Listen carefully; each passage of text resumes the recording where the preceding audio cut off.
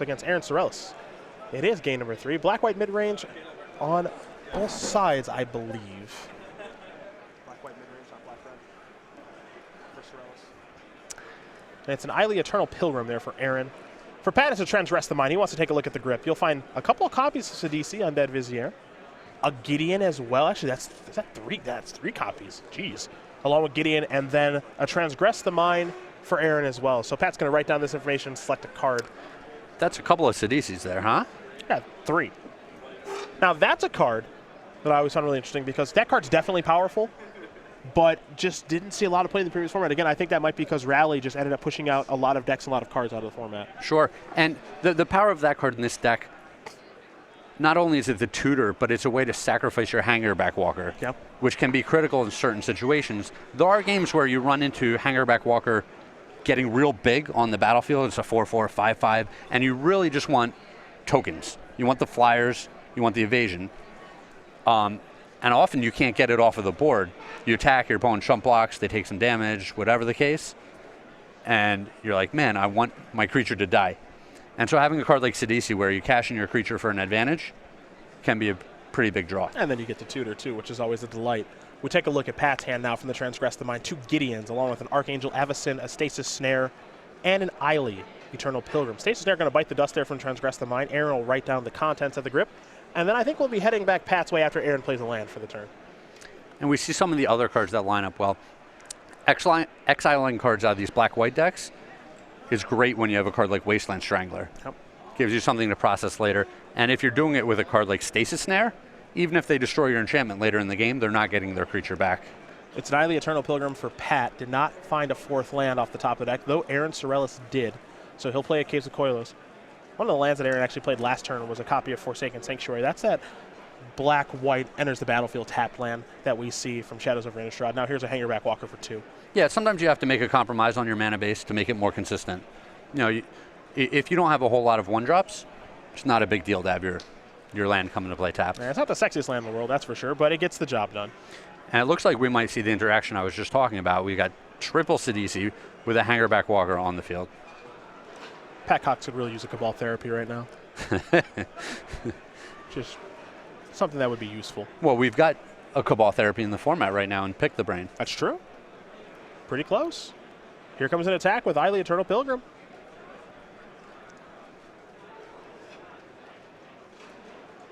There's Pick the Brain. You got Delirium. You can get them all. That's for sure. I actually had this card at the pre-release. Actually pretty good in Limited. I've always generally liked coercion effects, and this is a slower limited format. Sure. So not bad. Now here's a Declaration Stone. All right, that was pretty important for Patrick to be able to get that guy off the board. But the clue. But the clue. But the clue. And actually the clue is pretty helpful here because Pat knows Aaron's hand is 3 copies of Sidisi. So Aaron really needs a 5th land, but sometimes you just get it with your draw step. Sure. So that makes things really easy. Yeah, it's just waiting on the top of the deck for you. Here comes Eiley. And now here's Sidisi. And in these slow, grindy games, those clues are going to be more significant. Yeah. You know, in our last match, I think we saw Emma win her match with 1 or 2 clues still on the board. And happy to give away clues from Declaration of Stone. And happy to give up some clues because the game's just going to end so much faster. Here, I can't imagine that these games are going to end with clues just sitting around unused. You know, outside of the situations where players don't play enough lands or something like that. See what Sorrells wants to search for. He is digging for something in particular. I think just a little unsure. A lot of options here. Gideons, there's a Languish you see, a Secure the Wastes, Westvale Abbey. Remember, this is not something you actually have to reveal. It looks like maybe Anguished Unmaking, because that is kind of a catch-all in this situation. Yeah, I mean, he can think about getting one of the big planeswalkers in Sorin. Well, he's made his decision. I'm sure we'll see what it is soon enough. For Pat Cox, it's a Transgress the Mind, so we're going to find out right now. What'd you pick? Too bad. And it was Anguish Unmaking, so a nice little catch-all here. 2 Sidisis to go along with that. We'll see what Cox does want to select. There is the brand new instant. Give you a good reason to play white-black. Exile target non-land permanent. You lose 3 life, but I think that's a price most players are going to be willing to pay. Well, Black-White has the backup for that. Their creature land gains them life. The new Sorin gains them life. They can sack creatures to the Eiley to gain life. So the life loss is not a huge drawback here. Looks like Anguish Unmaking is going to bite the dust. We're going to head back Sorrells' way.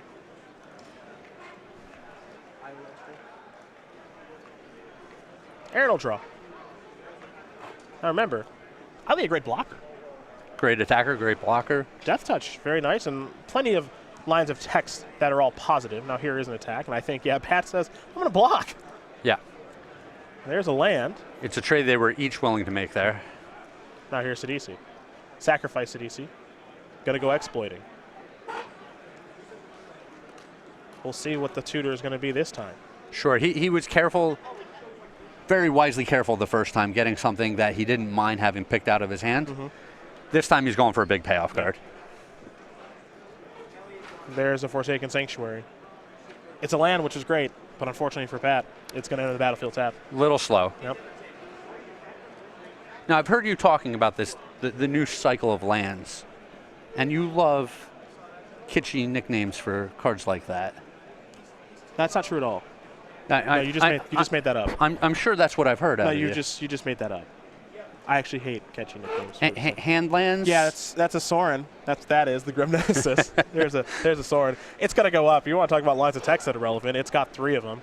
Reveal the top card of your library and put that card into your hand. Each opponent loses life equal to its converted mana cost. Nothing like nuking your opponent while you draw extra cards. Yeah, flip the Languish. So take 4, Pat. And go ahead and try to get a creature onto the board to fight this Sorin now that I have the Languish in my hand. Now, if you minus this thing, it deals X damage to target creature or planeswalker, and you gain X life. Now, the only real drawback of this card is that it costs 6. But if you can get this onto the battlefield, especially in a matchup like this, you're probably in pretty good shape. Well, and it starts with so much loyalty. Yeah. You know, it's really hard to fight a card that starts with 6 loyalty and can tick up to 7 immediately. It's going to tick up a Forsaken Sanctuary. No damage dealt. But that is the reveal. It's a land there for Aaron Sorrells. Oh, shucks. I only got to draw a card for free. That stinks, I know. Cox will write that information down. Now, I believe, if memory serves, Pat does have a copy of Archangel Avacyn in hand, as there's a Oath of Gideon. Going to bring in a couple of tokens along with it. I'm sure we'll see some actual tokens make an appearance here. Yeah, some white core allies. There is the land. And there'll be a passing of the turn. Cox is going to play an Archangel Avacyn, our first of the day. There's an ultimate price to kill that right away. Yep, the trigger on the stack. Yep. You know, not indestructible yet. Yep. We'll get that off the board. Very important that you do sequence things that way. But even if that had stayed on the board for a turn, the Sorin's living through that attack. It has so much loyalty. I know the first Archangel Avacyn that we've seen for the day did die very quickly, but expect to see more of that card this weekend, that's for sure. And ultimate price is a metagame call type of card. Depending on what you think you're going to see a lot of, if you're going to run into a lot of colorless Eldrazi, not a very good card to have in your deck. Yeah. If you're going to run into a lot of Angels, very good card to have in your deck. That's an interesting selection because that's the kind of card that I don't think you can play 4 of unless you're very sure of yourself. And if you're wrong in a real bad way. Yes. Here's a Gideon. That's going to bring along a Knight ally. Creature type, Knight. Yep. Is it a human? We don't know. For what? For Gideon? Yeah. Or its token? Yeah. It's a Knight ally. Oh, yeah, the token. Yeah, it's a Knight ally. We just hang out. I'm saying, is it a human? Unclear. We don't know. Yeah. And now here's a Declaration in Stone. So bye-bye tokens, no clues given. Pat Cox trying to hang in there against this Sorin. It's going to be tough to do, though. Yeah, he's so far behind at this point. Here's a draw. Don't get a great look at what Sorrells picked up. You know, we know that he still has a Languish in the hand. Sorin can go down to take care of the Gideon if he wants to. He still has basically a Demonic Tutor in his hand. Yeah, and the Sidisi. Yep. Sitting pretty strong right now is Aaron Sorrells. I mean, he could just play the Sidisi and hide behind it. Yeah, doesn't even have to sacrifice it. 4/6 body with Death Touch is pretty big. Yeah. A lot of options here. We'll see where he wants to start. He's going to start by drawing a card. Extra card? Yeah, never a bad place to start by sacrificing a clue. Case of Koilos was the draw. That's the land for the turn. Now, Aaron's kind of playing careful here. He's pretty sure he can't lose the game. He's just not sure how he wants to win the game. Sure. I mean, I'm sure, as there goes Gideon. So Aaron will gain a little bit of life here. he goes up to 22. He's definitely in a great position right now. Cox not a lot of cards left in hand, and Aaron has a lot of options at his disposal. A lot of cards, a lot of lands, Yep. a whole lot of Planeswalker. I'm sure there's a string of cards that Pat could draw to maybe steal this one away. I'm not quite sure what they are at this stage. But you have to imagine there's something. I mean, step one is getting that Sorin off the battlefield. Sure, I mean, if he peeled a Sorin of his own here. Yeah. That is certainly step one. His own Planeswalker would eat his opponents, stick around with some loyalty on it. And he is playing 2 Sorrells. Yeah. So he's got something to draw to.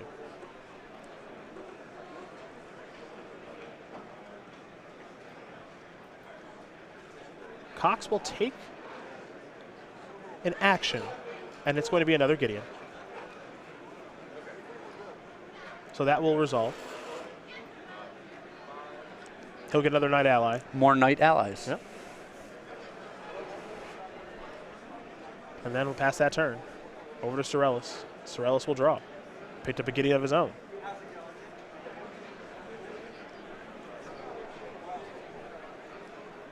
Nick Miller right now in the sideboard, sitting down with Kevin Jones, the New York player who's had a lot of success in the SCG Tour. As you see, Sorrells is going to reveal a Caves of Koilos. That'll be added to his hand from Sorin. No more Mantis Riders for Kevin to cast, so I'm very interested to see what he's playing this weekend. I think he's going along a similar route with Coco. Okay, so sort of Mantis Rider-esque. Yeah, trying to get the best creatures he can off of Collected Company. There's a Languish. That's going to clear some tokens. Now here's a Gideon for Sorrells, so he'll have a token advantage right now. Yeah, he's slightly ahead. First token on the board. And obviously Sorin is a pretty big edge. Yep. And the Oath is going to let him come in with an extra loyalty on his Planeswalker. Isn't that great? So I think technically Gideon should be at... No, it should still be at 5. It's at 5. Starts with 4. Yep, we're good. Gets the extra counter. Just want to make sure. Yeah, when you have the Oath in play, you can immediately make the token if you want to. Yep. And still have your Planeswalker on the board. Combo. Yep. You know, Wizards tried to hide that one from us, but we figured it out. Can't get anything by us. Yeah.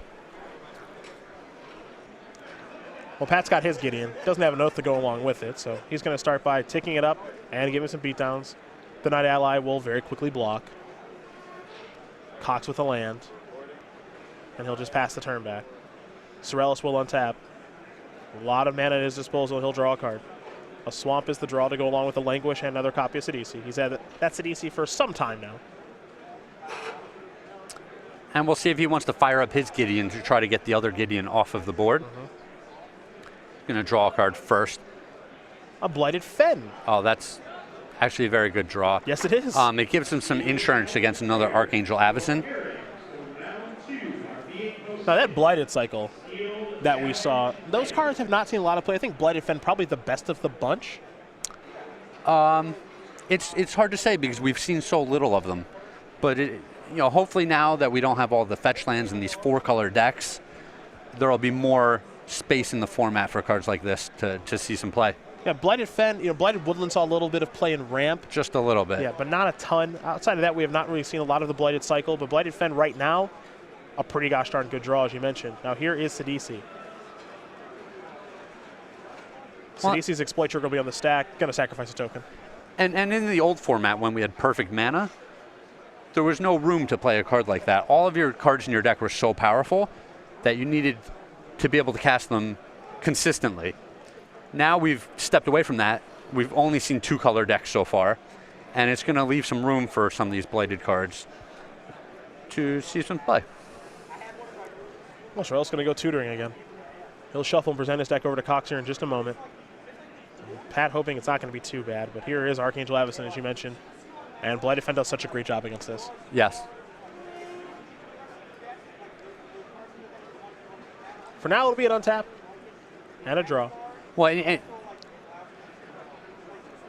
I believe Sorrells is short 1 mana from actually activating the Fen. We'll take a look just to make sure. Correct. Familiarize ourselves with it just a little bit more, and it takes 5 to activate. He's only got 4 excess mana. So now here's a Duress. That's a hit. Now Archangel Avacyn on Aaron's side. Jeez.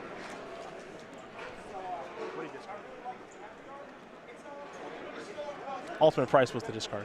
Is that an alternate art ultimate price? I think so.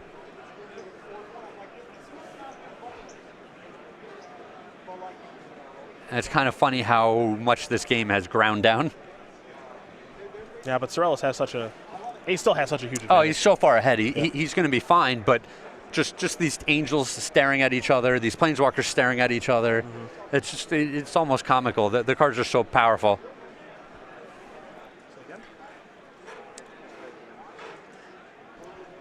And pardon us, he actually discarded Damnable Pact. Okay. So apologies. We'll take a look at that card. Target player draws X cards and loses X life. Okay. So here's another card that did not see play before. Correct. Very powerful effect. Yeah. I mean, you can go after yourself. Yep. Huge amount of card advantage. Or you can try to nuke the opponent out with it. Yep. You know, it's a fireball. It was actually getting close to killing Pat with it. Very close, yes. Yeah. It's like Shambling Vent's going to get fired up here. We'll see where that wants to go. We'll find out where that's attacking, if it's going after Sorin, if it's going after Gideon.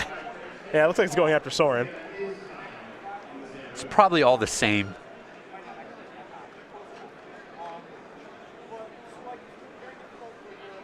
No, Aaron has all the options here. Yeah, if this thing dies, then Avacyn Sugar will go on the stack to flip, which is a nice thing. Yeah, he needs to get his Avacyn bigger. And then the damage from Avacyn can a little bit of work on a Planeswalker. Can be redirected to a Planeswalker. Yep. Pat's going to make a token from Gideon. But that's not sticking around. No, that'll die. Now here's Archangel Avacyn. Yep. All right, trigger, flip. Now I know how this one works. I had 2 of these in my draft deck on Wednesday. That seems above average. They were both passed to me. Well played. One of them in pack 1. I don't have commentary for that. Yeah. Yeah. I don't know what Tom Ross and Todd Anderson were thinking. That implies that it got passed to me through 2 people. No, it did. Tom Ross, no, you must have gotten together with your family over the weekend. Okay. You know. Oh, my mom and dad were drafting with me? Yeah, gotten your 8-year-old cousins together, you know. What's up, guys? You don't want that one. They only draft green cards. Yeah. Looks like Avacyn is down now as these Planeswalkers are starting to work their way up. Here comes Gideon. Yeah, and this is just snowballing out of control at this point. Pat can't do anything. He's just going to play the game out. Now he'll extend the hand. Aaron Sorrells is going to win this match over Patrick Cox 2-1. The black-white mid-range mirror goes to the player on the left. And for Aaron Sorrells, he's going to move up to 2-0. So congratulations to him. And again, we talk about decks that we think we're going to see this weekend. I know coming into this weekend, black-white mid-range has had a lot of hype around it because, first of all, there are some very obvious cards that you want to play.